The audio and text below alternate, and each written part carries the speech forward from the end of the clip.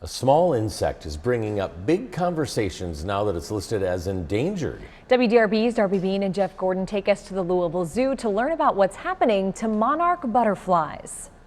Every species, be it plant, animal, fungus, everything contributes to the whole for ecology, for an ecosystem, and to really the health of the planet. That includes the monarch butterfly, recently listed as endangered by the International Union for Conservation of Nature.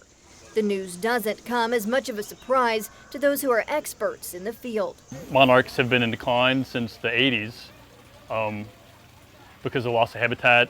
At the Louisville Zoo, several types of butterflies, including monarchs, take advantage of the habitat created here, getting nectar from the flowers and plants on site. One of the things the zoo is doing to try and protect these monarchs is to plant milkweed because it's the preferred plant to lay eggs on, since it's the only plant that monarch caterpillars will eat. Without milkweed, you won't have any monarchs.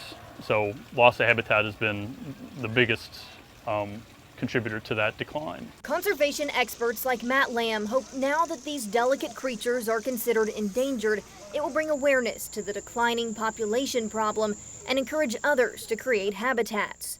The zoo already has a program creating milkweed habitats outside select schools and businesses in the city, hoping to encourage population growth. This isn't some species that lives on the other side of the planet. This is a species that lives in Kentucky. He says it's just as important to appreciate the smaller animals as it is the larger ones, and says these pollinators play a role in the foods that end up at the grocery store.